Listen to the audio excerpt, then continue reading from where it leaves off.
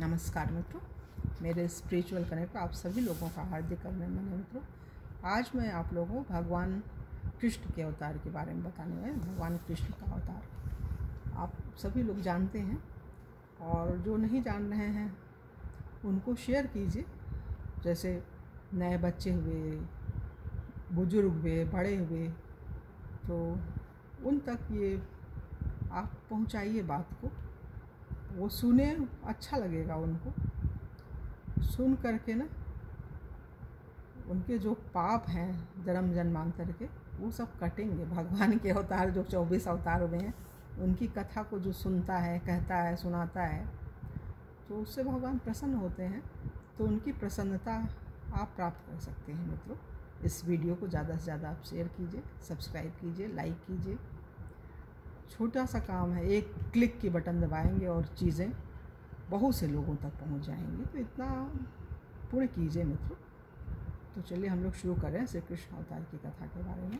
सब लोग मिल करके कहते हैं, सुनते हैं। परित्राणाय साधूनाम विनाशाय च दुष्कृताम, परित्राणाय साधूनाम विनाशाय च दुष्कृताम, धर्म संस्थापनार्थाय संभवामि युगे युगे। साधु पुरुषों के परित्राण, दुष्टों के विनाश और धर्म संस्थापना के लिए मैं युग युग में प्रकट होता हूँ। ये भगवान स्वयं बोले हैं।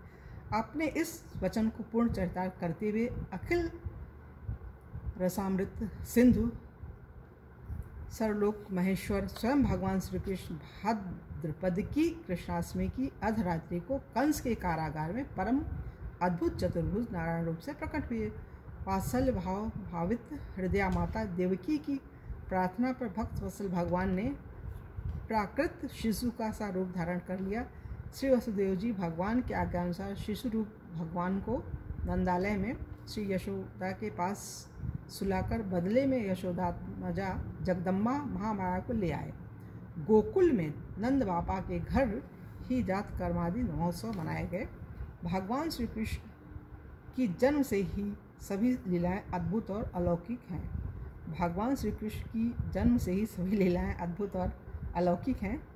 पालने में झूल रहे थे उसी समय लोग बालग्नि, रोधी, राशना, पिशाचिनी, पूतना के प्राणों को दूध के साथ पी लिया, सकट भंग किया, तृणावर्त, बकासुर एवं वत्सासुर को पीस डाला, सपरिवार धेनुकासुर और प्रलंबासुर को मार डाला, दावानल से घिरे गोपों की रक्षा की, काली नाग का दमन किया, श्री नंद बाबा को अजगर से छुड़ाया। इसके बाद गोपियों ने भगवान को पति रूप से प्राप्त करने के लिए व्रत किया और भगवान श्री कृष्ण ने प्रसन्न होकर उन्हें वर दिया।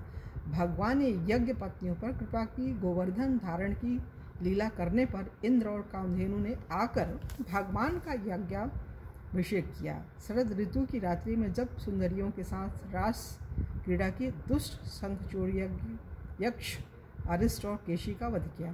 तदंतर अक्रूर जी मथुरा से वृंदावन आए और उनके साथ भगवान श्री कृष्ण साहब बलराम जी ने मथुरा के लिए प्रस्थान किया।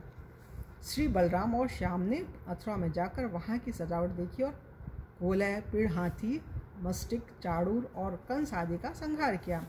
माँ देवकी एवं पिता वसुदेव को कारागार से मुक्त कराया तथा राजा उग्रसेन को भी कारागार से मुक्त कराकर राज सिंहासन पर बिठाया। फिर वे संदीपनी गुरु के यहाँ विद्याध्ययन करने के उनके मृत पुत्रों को लौटा लाए। जिस समय भगवान श्री कृष्ण मथुरा में निवास कर रहे थे, उस समय उन्होंने उद्धव और बलराम जी के साथ यदुवंशियों का सब प्रकार से प्रिय और हित किया। जरासंध कई बार बड़ी बड़ी सेनाएं लेकर आया। भगवान ने उनका उद्धार करके पृथ्वी का भार हल्का किया। काल यवन को मुचकुंद से भस्म करा दिया। द्वारकापुरी बसाकर रातों रात सबको वहाँ पहुँचा दिया। स्वर्ग से कल्पवृक्ष एवं धर्मा सभा ले आए। भगवान ने दल के दल शत्रुओं को युद्ध में पराजित करके श्री रुक्मिणी का हरण किया। बाणासुर के साथ युद्ध के प्रसंग में महादेव जी पर ऐसा बाण छोड़ा कि वे जम्भाई लेने लगे और इधर बाणासुर की भुजाएं काट डाली। प्रागज्योतिषपुर के राजा भस्मासुर को मारकर 16,000 कन्याएं ग्रहण की। शिशुपाल, पौंड्रक, शाल, दुष्ट, दंतवक्र, मोर, पंचजन आदि दैत्यों के बल पौरुष को चूड़कर उनका वध किया। महाभारत युद्ध में पांडवों को निमित्त बनाकर पृथ्वी का बहुत बड़ा भार उतार दिया और अंत में ब्राह्मणों के शाप के बहाने उद्दंड हो चले यदुवंश का संहार करवाया।